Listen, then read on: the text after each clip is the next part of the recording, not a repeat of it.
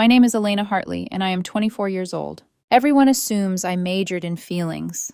The gallery residencies, the paint under my nails, the habit of framing a window's light before I step through it, people see softness and call it simple. Gavin always did. My stepbrother built a whole strategy out of it.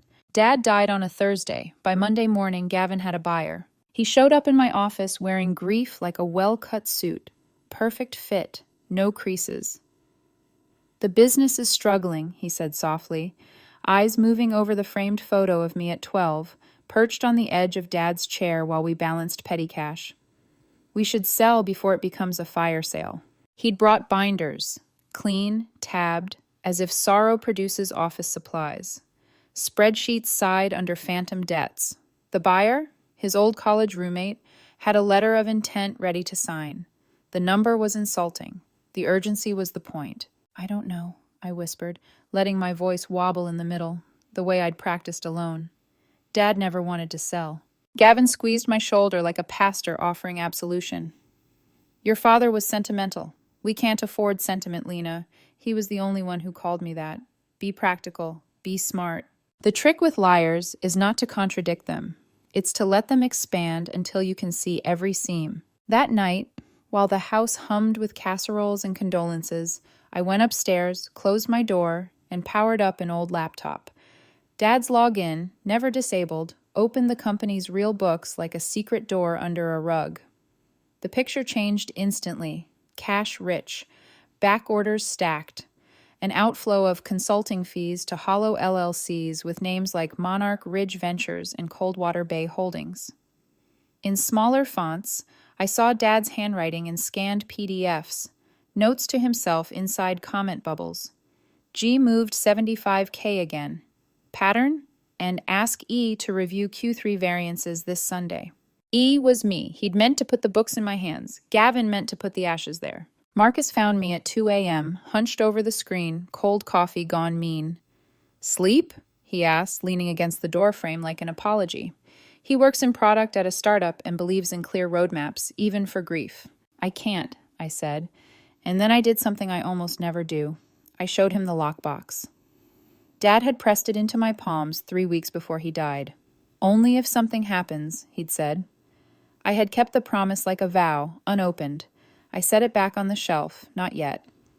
"I need to see the books first." Marcus didn't push, he never does. "Tell me what you need." Time, and a printer that won't jam. For 3 months, I lived in a pattern of pretending and proof. By day, I let Gavin walk me through his doomsday tour, the balance sheets, the buyer, the head shakes about tough choices. I wore black and asked the small, obvious questions, the ones you ask when people expect you to be fragile. I said I felt overwhelmed. I let my eyes shine at the edges. I watched him relax into the role of shepherd to my lost lamb. By night, I documented. I traced consulting fees into Delaware shells and from there into property purchases titled with paper-thin names. I logged every vendor who had no website, every wire split into just under thresholds, every forged signature that mimicked Dad's loops but not his pauses. I hired a forensic accountant, a woman with a voice like granite who used to build cases for the FBI and now prefers coffee and truth. We spread the evidence across my dining table under the indifferent witness of a ficus. "He's sloppy because he thinks you're sloppy," she said. "Keep him believing it." The only time I broke script was the day I asked Gavin about the autopsy. We were in Dad's office, the office Dad had loved and Gavin had already redecorated in a palette called Executive Slate. The cremation had been rushed. The casket had been closed. The waiver, signed days before Dad died, floated like a moth in my memory. "Why the hurry?" I asked. "Dad wanted an autopsy. It's in his will." Gavin didn't miss a beat. He opened a folder and showed me a single document. "Your father changed his mind," he said, tapping the signature with a manicured nail. "It happens when people get existential." The signature looked like Dad's from a distance. Up close, the stroke weight was wrong, like a note sung in the right key by the wrong throat. I nodded slowly, let silence bloom, then folded the document back toward him as if it were heavy.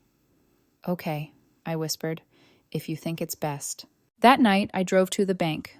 The safety deposit box key from Dad's lockbox burned in my pocket like a brand.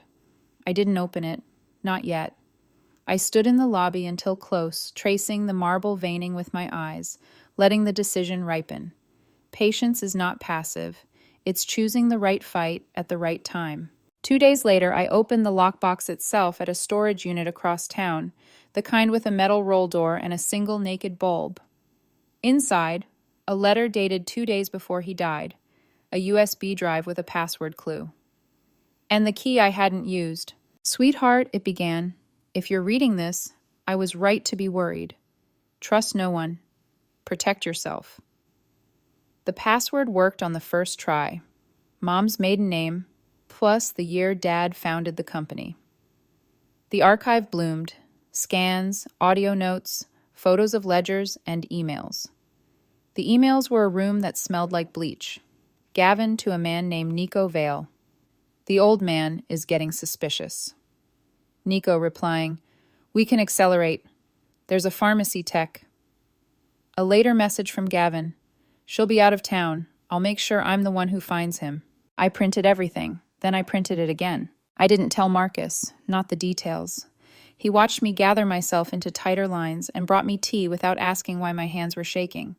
He has an ex, Sophie Lang, who likes to text at midnight about concerts we both know he won't attend. The ping made its little bright sound while I photographed property records titled to LLCs that trace back to a P.O. box behind a vape shop. "She's noise," he said when I finally side-eyed the screen. "Your signal." It landed like a promise I hadn't asked for but needed. The night before the sale was set, I booked Dad's favorite restaurant, the corner booth where the light falls like a benediction. I arranged for a notary. I arranged for privacy. I also arranged for 3 cameras, no bigger than wedding cake pearls, and a wire under my dress that tickled like a secret. The notary was not just a notary. She was a retired detective with a poker face and a fountain pen signature that could cut glass. Gavin arrived in a suit he hadn't depreciated yet, all expensive apology. He ordered the wine Dad always ordered and didn't notice how wrong it tasted in his mouth. I let him talk first, the way predators love to narrate their own hunt. He told me again about the debt load, about the compassionate buyer, about mercy cells and prudent daughters. I nodded in the right places. I asked if he thought Dad would be proud of me for being practical. He said yes in a voice that sounded like someone's hand on the back of my head, pushing. "I brought something," I said when the steak au poivre arrived and neither of us touched it. I slid the folder across the linen. Inside, 7 years of theft translated into a language even arrogance understands. Numbers. He opened it and went very quiet. Calm is a shallower lake than people think. It takes almost nothing to watch the bottom show through. "Here's what's going to happen," I said, my voice low enough to be kind and loud enough to be heard. "You're going to sign your half of the company to me tonight." He blinked, then smiled, the kind of smile men wear when they remember you in braces. "Elena, you don't even know what you're looking at. Those are..." "Shells, yes. You named one after a hiking trail we used to take. That was nostalgic." I kept my eyes on his. "The notary is waiting." He shuffled the pages faster, fingers slipping. A wire transfer. A deed. 3 emails to Nico labeled only with dates. He stopped there, stared. The color fell out of his face. "Or," I said gently, "I can send these to the FBI, the IRS, and the Attorney General." I set my phone on the table. The draft email waited with patient blue buttons. "Your call." He signed. The pen scratched on a paper, the way night scratches on windows before it remembers to be dawn. The notary witnessed, sealed, and left us alone with the quiet. The cameras watched us breathe. "Why?" I asked then. "Was it just money?" He licked his lips. His tells were old friends now. A tick in the jaw, a micro tilt of the head. "You don't understand what I've put into this company." "Accounting discrepancies?" I offered. Did you earn Dad's heart stopping?" I laid my hand on the folder. "I found the emails, Gavin. Nico, digitalis, the timing, me out of state." He froze. Civilization is only ever a mask. His slipped. "You can't prove..." 2 men at the bar stood up. They had the look of off-duty. It doesn't matter. The cameras were already full of us. "You poisoned him," I said, clean and simple. The wire hummed against my skin like a held note. "And I will prove it." He lunged, not at me, at my phone, because even predators know where the power is. Hands were on him in a blink, chairs knocked. Someone said, "Sir," in that cop voice that contains 1,000 courtrooms. My glass fell and didn't break. Dad always joked the restaurant bought bulletproof stemware because secrets are heavy. As they pulled Gavin back, he spit the words that would carry us to the next room, the next year, the next life. "You've ruined everything," he snarled. "You have no idea who you're up against." "Oh," I said, calm as a signature drawing, "but I do." Grief has its own gravity. The day after Dad died, I felt it tilt the house, make every picture frame hang slightly crooked, like the walls themselves were bracing. People brought food that tasted like cardboard and consolation. Gavin moved through rooms with a clipboard, a man heroically organizing tragedy. "Let me handle it," he told everyone, and everyone let him. The casket was closed. He wouldn't want people to remember him that way, Gavin said, and the phrase slipped neatly into the quiet like a coin dropping into a well. Cremation was scheduled for the next morning because delays are cruel, because the sooner we begin healing, because a lot of tidy sentences can be stacked like boxes to hide a body. I found the clause in the will by accident, or that's what I let Gavin think. Dad had insisted on an autopsy if he died unexpectedly. I'd asked a simple question, soft and small. Are we still doing that? Gavin had a document ready before I finished the sentence. He waved it, he said, as though waivers materialize in a man's hand like doves. The pen strokes looked like Dad's, except Dad's signatures always had a pause after the H in Hartley, a tremor of patience. This one had no hush in it. It was a sprint to the end. I don't remember much of the service except how white the lilies were, how they looked like paper torn into the shapes of flowers. After, the house filled with voices. I escaped to the garage, slid into Dad's old sedan, shut the door, and let the muffled world give me 5 minutes alone with the smell of motor oil and peppermint gum. "Okay," I told the empty car. "Okay." 3 weeks earlier, in this same garage, Dad had pressed a small steel lockbox into my hands. His eyes had been clear in the way that means someone is afraid and has decided to be honest about it. "Elena," he'd said, "listen to me." He never used my full name unless we were doing taxes or truth. "If anything happens to me, open this, not before." "Dad, you're scaring me." "Good," he said. "Be scared of the right things." He'd tried to smile. "Promise me." I promised, and then I kept my promise until it hurt. The night after the funeral, after I had nodded through casseroles and clung to Marcus and watched Gavin consolidate sympathy like a conglomerate, I drove to a storage facility with corrugated metal doors and a keypad that beeped too loudly. I slid the lockbox onto a dustless table under a single bulb that made the room feel like a confession. My hands shook. It isn't the opening that's hard, it's the choice to open. Inside, a letter addressed to Sweetheart. Dad's handwriting, brisk but careful, dated 2 days before he died. A USB drive with a label that simply read, Archive. And a key on a brass tag stamped with First National, Box 247. I read the letter twice, then a third time, because love needs repetition when it's the last you'll ever get. If you're reading this, I was right to be worried. I've discovered something about the business, about Gavin, and I may have put us all in danger by confronting him. The USB is encrypted. The password is your mother's maiden name followed by the year I started Hartley and Pierce. The key is for a safety deposit box. More documentation is there. If I don't make it to Sunday's review, you need to be careful. Trust no one until they've earned it. Protect yourself first. I love you. I should have seen it sooner. Trust no one. The words caught in my throat like a fishbone. It is astonishing, the distance between who you want a person to be and who they are when held up to the light. I plugged the USB into my old laptop and typed the password. It accepted it like a small nod. A directory opened. /finance, ledgers, emails, audio notes, photos, legal. I started with the emails because human voices make better maps than numbers. Dad had saved screenshots, text exports, header info, IP breadcrumbs. Most names were aliases. One kept repeating, Nico Vale. 3 weeks before Dad's death, Gavin, Nico, the old man is getting suspicious. Nico, Gavin, how much does he actually know? Gavin, Nico. Enough to be a problem. He was wearing his I'm disappointed face today. Nico. Gavin. Accelerate the timeline. We're exposed if he keeps looking. 5 days later. Gavin. Nico.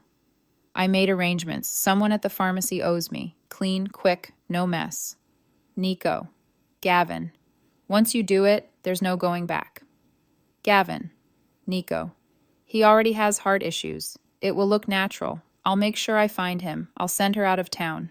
Her was me. I remembered the exhibit Gavin had urged me to attend out of state. Dad would want you to follow your passions, he'd said, voice warm enough to make a lie comfortable. I scrolled until the words blurred. My stomach felt like a fist. I clicked into audio notes and played a file labeled with a date I knew by heart, the last Sunday before Dad died.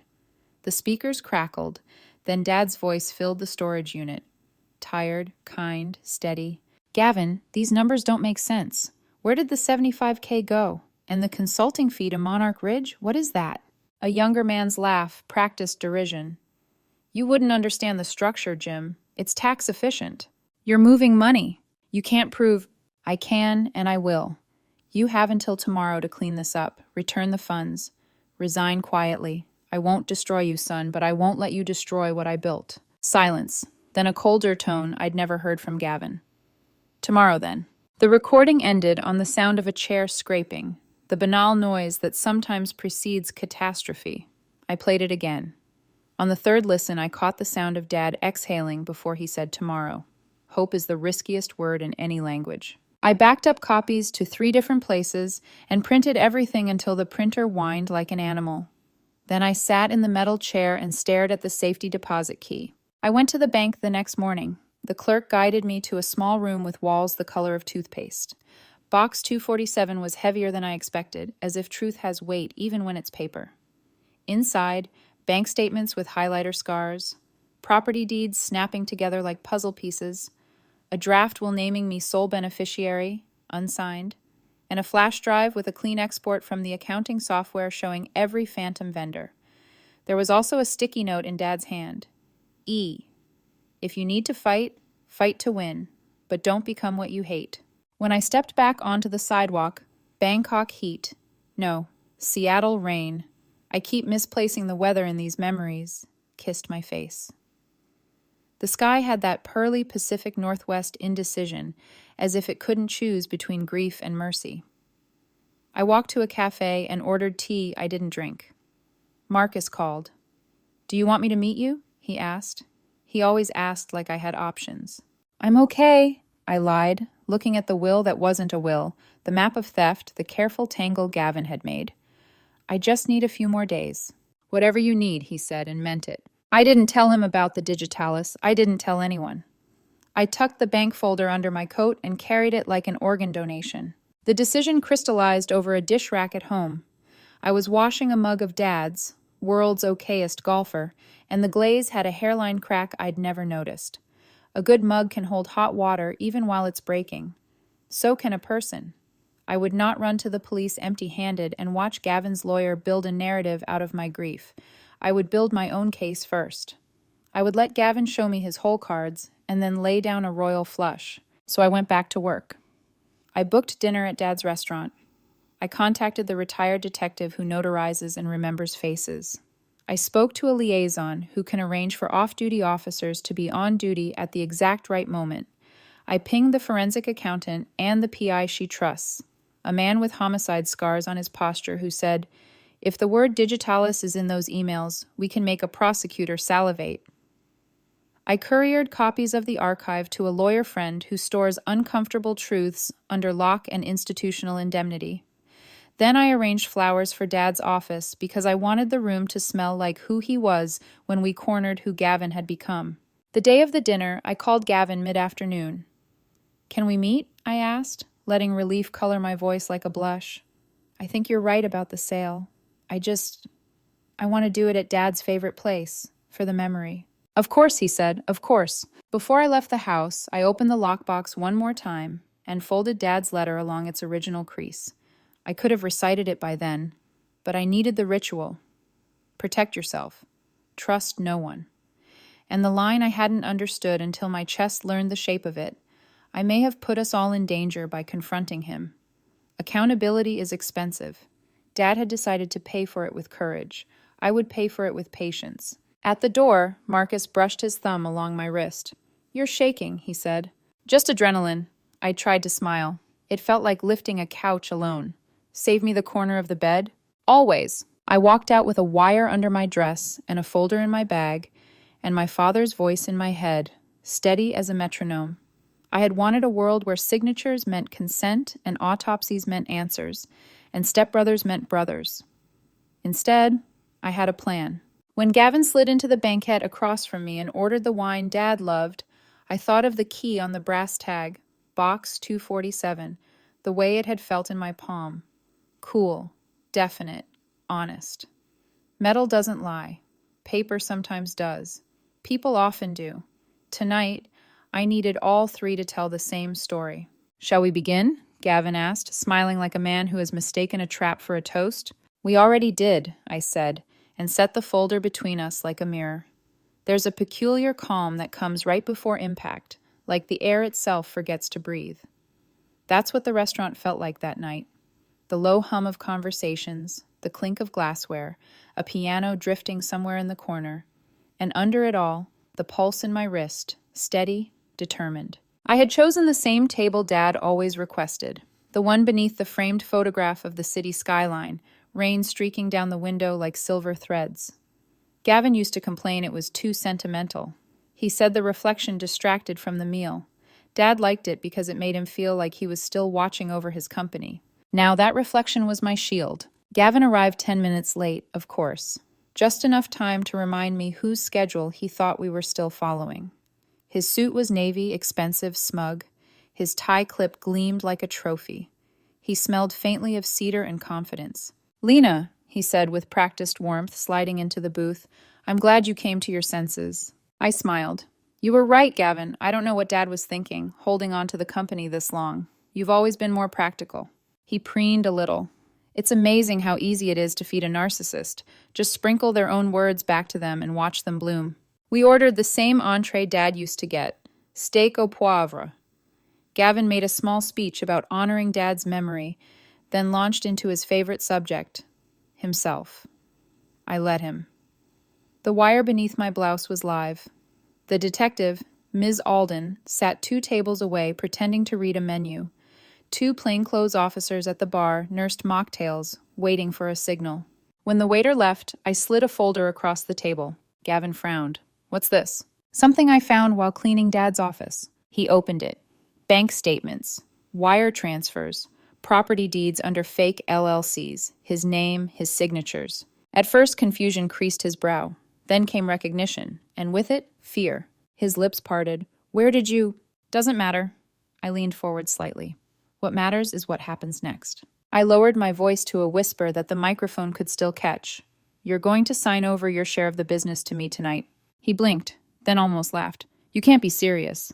"Oh, I'm very serious. I already have a notary here." He scoffed, flipping through the documents. "This is extortion." "This is choice," I said calmly.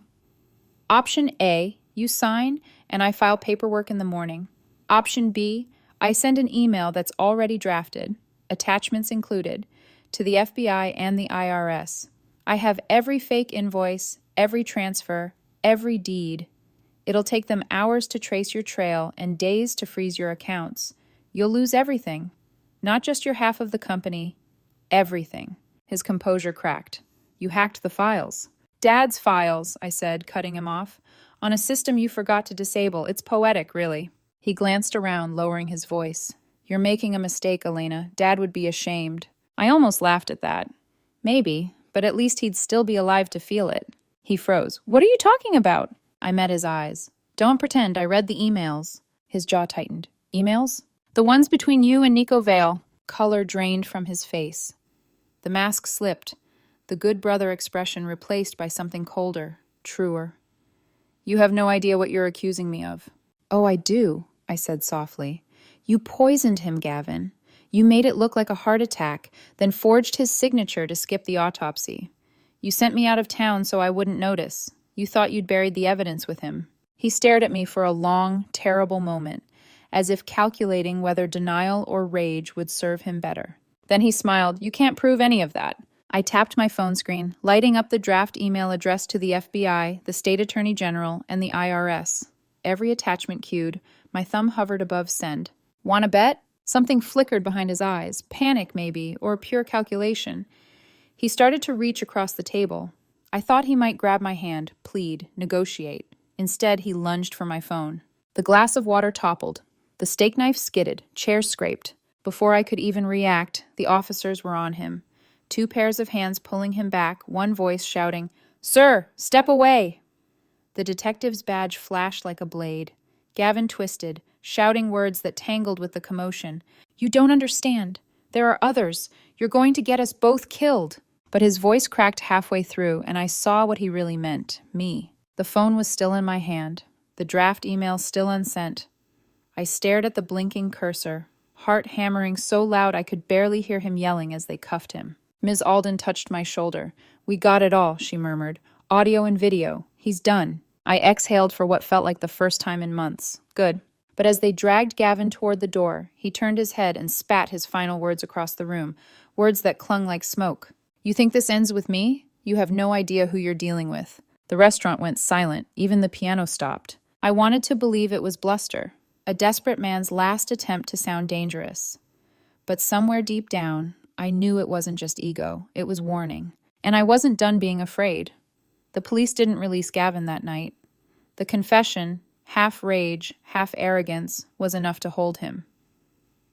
By morning, detectives were combing through his office and the condo he'd just purchased downtown. They found hard drives, backup phones, documents tucked inside golf bags and false-bottom drawers. Every discovery matched what I'd already gathered. My father's death stopped being an unfortunate cardiac event and became an active homicide investigation. For weeks, I lived in the courthouse like it was my second address. Investigators wanted context for every file, every email chain, every word Dad had ever written. The forensic accountant cross-checked timestamps and IPs. The pharmacist tech's widow came forward with saved texts. Her late husband's guilt spelled out in fragments. "I shouldn't have done it. Can't sleep. He said it was just a small dose." Then came Nico Vale. They caught him in Florida, trying to sell a boat registered under one of Gavin's shell companies. He folded in less than a day, pleaded for a deal, agreed to testify that Gavin had ordered the drug, orchestrated the cover-up, forged the waiver. The prosecution called me the key witness. I hated that term. Keys open doors. I was closing one. When the trial started, Gavin still carried himself like a CEO stepping into a shareholders meeting.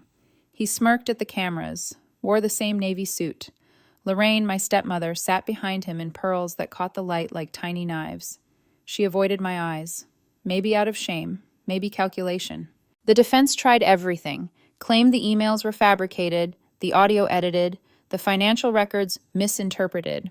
But every time they introduced a doubt, the prosecution followed with something concrete. Signatures layered perfectly over other forged documents, Gavin's phone pinging near the pharmacy, Nico's testimony aligning with the purchase date of the digitalis. When they played the restaurant footage, the moment he lunged across the table and shouted about others, Lorraine pressed a trembling hand to her mouth. The jury deliberated for 6 hours. The verdict? Guilty on all counts. First-degree murder, embezzlement, fraud, witness intimidation, life without parole. Afterward, reporters hounded me. "Do you feel justice was served? What's next for you, Ms. Hartley? Do you think there really are others involved?" I answered none of them, because justice doesn't feel like a finish line. It feels like a bruise. That night, I came home to Marcus waiting with takeout and silence. He didn't ask questions, just handed me a fork and sat beside me while I picked at cold noodles, staring at the news crawl, repeating Gavin's sentence. "Lorraine called," I said finally. "She wants to talk." He raised an eyebrow. "Do you want to?" "No." "Then don't." Simple. Solid. The kind of answer you can lean against when the ground still shifts. A few days later, Sophie, his ex, sent him a text that lit up his screen while we were watching TV. I saw her name flash and felt something inside me tighten, irrational and sharp. Marcus noticed, muted the movie, and handed me the phone. "Read it," he said. It was a photo of some party invitation and a single line, "You used to be fun." I laughed, too loud, too fast. "Wow, subtle." He He took back the phone, deleted the message, blocked the number. "I don't do ghosts," he said simply, and pulled me close. For the first time in months, my chest unclenched. Grief had carved me hollow, but in that hollow space, something small and human began to breathe again. In the months that followed, I tried to return to the company. At first, employees looked at me like a relic of tragedy, polite, careful. But Dad's old team came back, one by one. We reopened departments Gavin had gutted, repaired vendor relationships, restored integrity to ledgers. Every week, I sent a report to our auditors, transparency as a ritual. Lorraine wrote letters. I left them unopened. The only one I did open arrived 3 years later. Thick stationery, familiar handwriting. "You think you've won, but you've just inherited enemies. There are others bigger than me. You'll regret this, little sister." No signature needed. I forwarded the letter to the DA and placed it in an evidence folder. But that night, I couldn't sleep. Not because of the threat, but because of the pattern. I'd spent years reacting to danger, chasing closure. Maybe it was time to do something else. The next morning, I walked into my office, stared at the company's name on the door, Hartley and Pierce, and whispered, "Let's build something better." Marcus looked up from his laptop. "What do you mean?" "Dad built this place to protect people. I want to keep doing that, but not just for us." That was the moment the Hartley Initiative was born. It started small. One pro bono lawyer, the forensic accountant, and me. We offered free consultations to families dealing with inheritance fraud, document forgery, financial abuse. Within months, the inbox filled faster than we could read.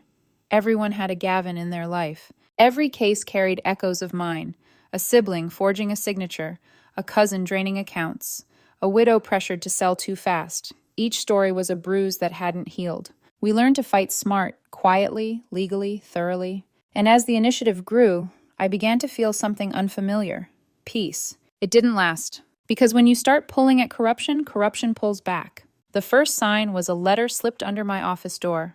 "Mind your own business, or you'll lose more than family." Then, the dead rat in my mailbox. The key scratches across my car. The shadow that lingered too long across the street. Marcus wanted me to move. The police wanted me to lay low. But I'd already buried fear once, and I wasn't doing it again. Because Dad was right. Protecting what matters isn't about staying safe. It's about standing firm when every instinct tells you to run. And I'd learned one thing from Gavin: people like him only win when we stay quiet. So I didn't. The threats didn't stop. They multiplied. Anonymous calls at midnight.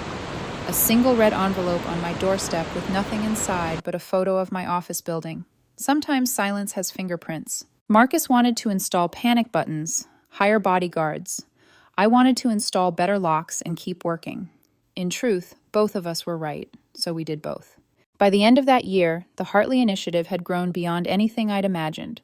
5 staff attorneys, 2 forensic accountants, a hotline that never stopped ringing. For every family we helped, 3 more wrote asking for guidance.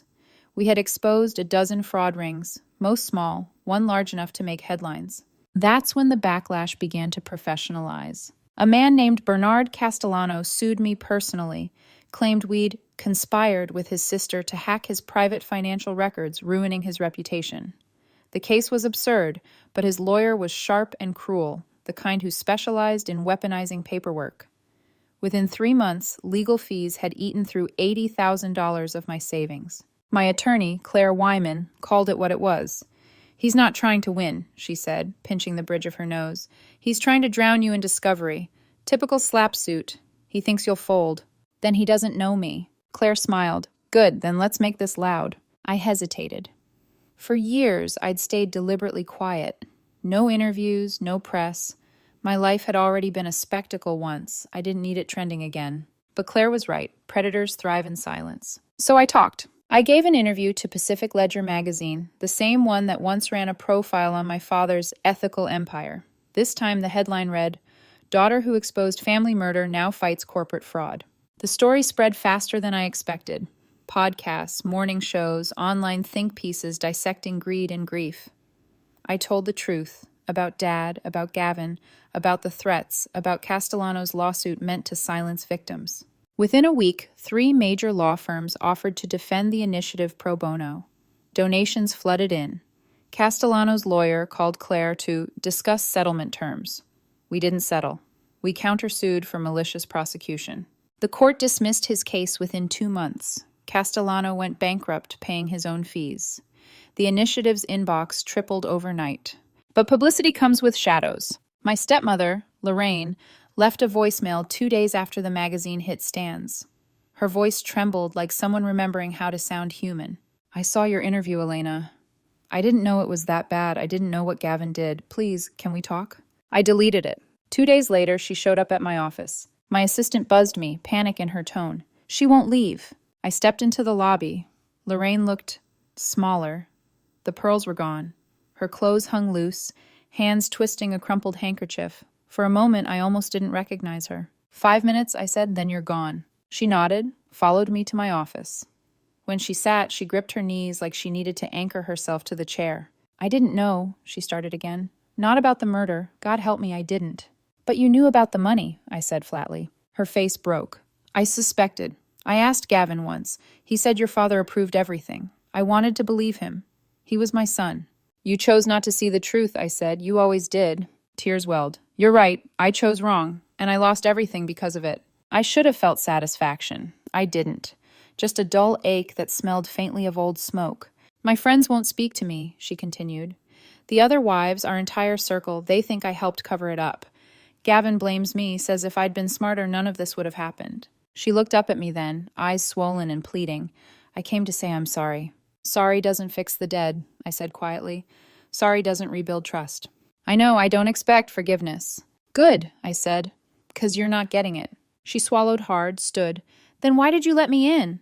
"Because," I said, "Dad would have wanted me to at least listen, but listening isn't forgiving." She nodded, tears running unchecked now. She turned to leave. I stopped her at the door. "If you want to do something useful, tell me everything Gavin ever said to you about the business. Every meeting, every call, every time you looked away. Names, dates, places. I'm building cases against the people who taught him those tricks." She froze.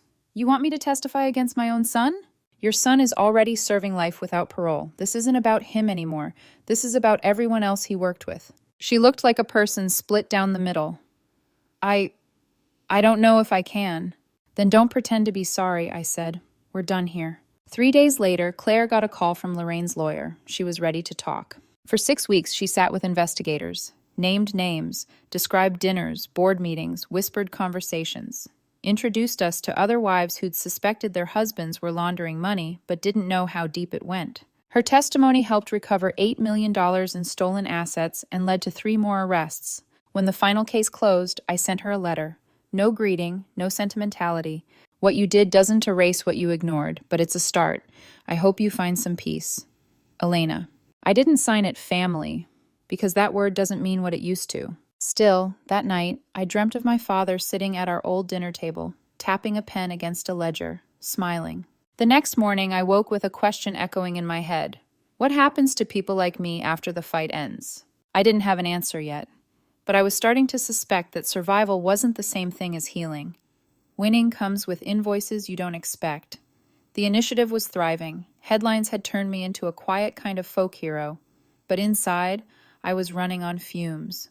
Every case I touched replayed echoes of my own, forged signatures, whispered betrayals, children realizing their parents' love had fine print. It was like staring into 1,000 mirrors that all reflected the same wound. My therapist, yes, I finally got one, was named Dr. Patel, a woman with kind eyes and no patience for excuses. "You're processing everyone else's grief," she told me one afternoon, her voice calm but sharp. "When was the last time you processed your own?" I laughed because the alternative was crying. "I'm fine." She raised an eyebrow. "Fine isn't a feeling, Elena." I didn't have a comeback for that. Weeks later, my body forced the issue. I came home one Friday after a 14-hour day, dropped my bag on the kitchen floor, and couldn't move. Marcus found me sitting there, staring at nothing, shaking. "Enough," he said softly. "You need a break." "I can't," I whispered. "People depend on me." "So did your dad," he said, kneeling beside me. "And he still found time to live." That was what finally broke through. So, I took his advice. I took a week off, drove north into the Cascades to a cabin with no Wi-Fi and too much quiet.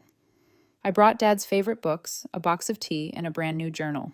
The first day, I couldn't sit still. The silence was too loud. The second day, I started writing. Everything I'd refused to say out loud for 3 years. By the third, I was crying between sentences. By the fifth, I wasn't. Grief doesn't vanish, it just changes shape. I cried for the father who'd taught me to double-check every column and never compromise ethics. For the Sundays spent reviewing quarterly reports that were really lessons in trust. For the brother I thought I had, before I saw what he truly was. For the family that disintegrated like smoke. By the seventh day, I felt something like peace. Not the loud, triumphant kind, the quiet, tired kind that hums beneath your ribs when you finally stop running. When I came home, I made changes. I hired 2 new staff members so I could actually take weekends off. I put a no calls after 7 p.m. rule in writing. I started going to a Tuesday morning yoga class. I even signed up for pottery lessons. Dad used to say I had good hands, that I could build anything if I tried. My instructor, Delilah, was in her 60s, wore only shades of purple, and had clay permanently embedded in her cuticles. She didn't know my story. She didn't need to. She just knew I pressed too hard. "Ease up," she said during my second class, watching me wrestle a lump of clay that refused to center. "You're strangling it. The clay doesn't need force. It needs rhythm." I tried again, slower this time. She smiled. "Better. Remember, control isn't the same as creation." It hit me harder than it should have. Control had been my armor for so long that I'd forgotten how to just be. 3 months later, I finally made something that didn't collapse. A small lopsided bowl with my fingerprints baked into the glaze. It wasn't perfect, but it was honest. I kept it on my desk at work, filled with paper clips, a reminder that imperfection could still hold things. Life began to feel, if not normal, then livable. And then came the next case. A woman named Mara Chen reached out through the initiative hotline. Her brother had drained their mother's savings while she was in late-stage Alzheimer's. He'd tricked her into signing power of attorney, sold the house, and left Mara with hospital bills she couldn't pay. When she spoke, her voice trembled with both fury and shame. "I should have stopped him," she said. "But he said I was being emotional, that I didn't understand the paperwork." I looked across the desk and saw myself, years ago, grief-fogged, underestimated, dangerously polite. I built her case personally. We traced every withdrawal, subpoenaed every fake invoice, recovered 80% of the stolen money, and put her brother in handcuffs. After the verdict, Mara hugged me so tightly I couldn't breathe. "You saved me," she whispered. But the truth was, I hadn't. I just taught her how to fight. The week after that trial ended, I couldn't get out of bed for 3 days. My body felt like it had absorbed all the sorrow I'd been dodging. Dr. Patel called it compassion fatigue. "You've been strong for too long," she said. "Strength without rest becomes self-destruction." She told me something that stuck. You can't help others heal if you never let your own scars breathe. So I started doing that, slowly, imperfectly. I planted herbs on my apartment balcony, took long walks without checking my phone, cooked dinner with Marcus without talking about work. Sometimes we just sat in silence, and that was enough. One evening, I found myself running my fingers along that little pottery bowl. It was chipped now, one corner cracked. For a second, I thought about throwing it away. Then I didn't. Because Dad would have said, "It's still doing its job." And so was I. Maybe not perfectly, but humanly. 3 months after that retreat, a man walked into my office with the same haunted look I once carried. Late 30s, cautious posture, clutching a folder too tightly. "My name's Daniel Cross," he said. "I need help." He sat across from me, explaining through clenched teeth how his sister, his only sibling, had gained power of attorney over their father during his cancer treatments. How she'd quietly sold assets, liquidated accounts, and claimed there were debts that never existed. "She's selling the house next," he said. "Says Dad wanted it that way. But the signatures—" He stopped, shaking his head. "They look off. I can't prove anything. And if I accuse her, I lose what's left of my family." I recognized every layer of that sentence. The guilt, the fear, the exhaustion of realizing someone you love is dangerous. "Okay," I said, pulling out my notebook. "Let's start with what you know, not what you feel." He blinked. "What I know?" "Yes, emotion's the bait, paperwork's the trap." We spent the next 2 hours building a timeline. I showed him how to flag inconsistencies in account numbers, how to check county records for real estate transfers, how to pull metadata from PDFs. Every tip I gave him was one I'd learned the hard way. When he left, Daniel paused in the doorway. "Why do you do this?" You could be running a company worth millions. Instead, you're chasing fraudsters for families who can't pay you. I smiled.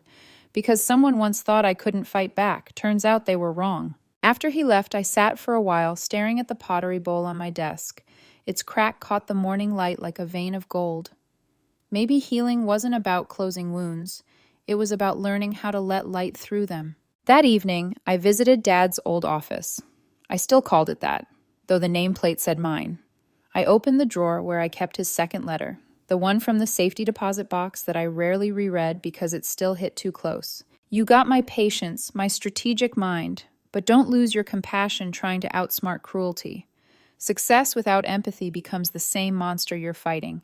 Beat them by staying good. Those words had terrified me once. Now they anchored me. The next morning, Daniel emailed. She took the bait, told me to sign off on the sale tomorrow. What do I do? I typed back, act normal. Don't tip her off. Send me copies of everything. We'll get her together. We did. Within 3 weeks, the evidence trail was airtight. His sister had falsified consent forms, sold off assets under false pretenses, and funneled cash into a hidden account. The authorities moved faster than I expected. Faster, I think, because Daniel walked in sounding calm, organized, methodical. He'd learned the lesson I'd lived. Panic gets dismissed. Paperwork gets believed. When the case closed, he sent me a photo from the courthouse, his sister being led out in cuffs. The subject line read, "She underestimated me." I smiled and forwarded it to the email I still kept for Dad, the one that always bounced back but still felt like prayer. Another one today. Another family saved. You'd like him. He reminded me to stay patient, still trying to win the right way, still staying human. Love you. The message bounced as it always did. Still, saying it mattered. Later that night, I sat at my pottery wheel, shaping a new bowl. The clay trembled under my hands until I found the rhythm Delilah had drilled into me. Gentle pressure, I whispered to myself, not force. Halfway through, the shape wobbled. I laughed instead of cursing, the sound strange and clean in the quiet room, because it was finally clear. All those years, I'd been fighting to stay unbroken. But the truth was, I didn't need to stay perfect. I just needed to keep shaping. The initiative had grown into 12 staff members, 6 states, hundreds of families. But somewhere between spreadsheets and subpoenas, I'd rediscovered what Dad meant by building something better. Each case was a stitch pulling torn lives back together. Each story a new thread woven into something larger, something stronger. That's when it hit me. This wasn't about revenge anymore. It never really had been. It was about rebuilding faith. One document, one survivor, one truth at a time. The next day, Daniel dropped by unannounced with a small thank you gift, a silver fountain pen engraved with my initials. For the signatures that fix things, he said. I turned it in my hand, thinking of Dad's old pen tapping against the desk, of Gavin's forged ones, of every signature that had ever betrayed or redeemed someone. Thank you, I said. But remember, paper's only as good as the hand that signs it. He smiled. Then the world's in good hands. Maybe not the world, but at least this corner of it. As he left, I set this pen beside the pottery bowl on my desk. 2 tools of my trade, one for proof, one for peace. And for the first time in years, I realized I wasn't just surviving my story anymore. I was rewriting it. 6 years after Gavin's conviction, the Hartley Initiative had become something bigger than I ever imagined. 12 full-time staff, partnerships with 50 law firms, and a database used by universities to teach financial ethics. We'd helped over 400 families reclaim what was stolen from them. We'd recovered millions. But more than that, we'd restored something rarer, trust. Still, progress has a price. The more light you shine, the darker the shadows that move to avoid it. The first anonymous email arrived on a Sunday morning. No subject, just a message. You're making enemies you can't afford. I deleted it. Then another came, and another. One with a photo of me outside my office. One with a single word. Stop. The police traced the accounts. Burner emails routed through overseas servers. No solid leads. But I'd been through worse. Fear was just a ghost from an old story. Marcus wasn't so calm. You're not invincible, he told me one night, hands tight around his mug. They're angry because you're costing them real money. I smiled tiredly. Then I'm doing my job right. He shook his head. Just promise me you'll be careful. I always am. But the truth? I was tired of being careful. Tired of watching my back. Tired of living as if justice always needed armor. A week later, a process server handed me a thick envelope. Another lawsuit. This time from a former CEO we'd helped expose, a man named Randall Pierce, no relation to Gavin, but irony has a dark sense of humor. He claimed defamation, emotional distress, irreparable harm to his reputation. His reputation had already been convicted in federal court. Claire laughed when she read the complaint. He's bluffing, but this could drag on for years if we let him. Then we won't let him, I said. We make it public again. So we did. Another interview, another round of news stories, this time about the initiative's impact, not the attacks. For every headline meant to intimidate me, 2 more families came forward. Predators hate sunlight. Randall withdrew the suit 2 weeks later. That same night, I got another voicemail from Lorraine. I've been following what you're doing, she said softly. You've done more good than any of us ever did. I wish your father could see it. I didn't delete that one. I didn't call her back either. Some distances are meant to stay measured. The initiative kept growing. We hosted workshops, trained accountants to spot early fraud patterns, created scholarships in Dad's name. Every Thursday night, I left the office early to volunteer at the Children's Hospital downtown, the same one Dad used to visit. The first time I walked into the cancer ward with a stack of storybooks, a nurse smiled. You must be Jim Hartley's daughter, she said. He used to read here every week. I swallowed hard. Yeah, I whispered. He still does, through me. When the kids asked why I came, I told them stories, not about fraud or betrayal, but about bravery. About people who lost everything and still built something new. They liked the ones where kindness won. So did I. One evening, as I packed up, a girl named Avery tugged my sleeve. You always look tired, she said seriously. You should rest sometimes. I laughed, blinking back tears. You sound like my therapist. She shrugged. Smart people say the same stuff, out of the mouths of babes. The next morning, I arrived at the office early, sunlight spilling across my desk. The cracked pottery bowl sat beside the silver pen Daniel had given me. I ran my fingers over both, symbols of what I'd learned, that strength and softness aren't opposites. They're partners. I opened my laptop and typed another message to Dad's old email. Morning, Dad. 6 years later, we're still here, still fighting. The initiative's helping more people than I ever thought possible. The threats have stopped, for now. But even if they come back, I'm not scared anymore. Because I finally understand what you meant in your last letter. Winning isn't about vengeance. It's about rebuilding what they tried to break. About staying kind in a world that profits from cruelty. You taught me that. I hope I'm still making you proud. Love, Elena. The message bounced back, as always. I smiled. Just then, Marcus appeared in the doorway holding 2 coffees. Big day? Always, I said, taking one from him. He nodded toward the pottery bowl. Still keeping that old thing? It reminds me not to force things. He grinned. You and your metaphors. But he didn't know. He was part of the metaphor. Proof that love doesn't have to be loud to last. That afternoon, a young woman came in for a consultation. Nervous, clutching a folder, voice shaking. Her uncle had convinced her dying mother to transfer their company for tax reasons. She'd just discovered the paperwork wasn't legal. I don't even know where to start, she said. I smiled gently. You already have. Sit down. I walked her through the process. Documentation, patience, safety. The same steps that once saved me. She took notes, hands trembling but determined. When she left, she turned back in the doorway. Why do you help strangers? I paused, considering. Because someone once helped me, I said. And because people like your uncle only win when we stop believing in decency. After she left, I looked out the window. The city was alive, traffic humming, rain beginning to fall. Somewhere, another story like mine was just beginning. Somewhere, another person was realizing they'd been underestimated. And maybe that's the point, not to end the cycle, but to change how it ends. I turned off the lights, grabbed my coat, and headed to pottery class. Because healing doesn't happen all at once. It happens every day you decide to keep shaping the life they tried to break. Gavin thought he was the clever one, the strategist, the manipulator, the man who could outsmart everyone. But he never understood the real lesson. The most dangerous person in any room is the one who stays kind after being betrayed. The one who keeps building. The one who refuses to become like them. That's how you really win.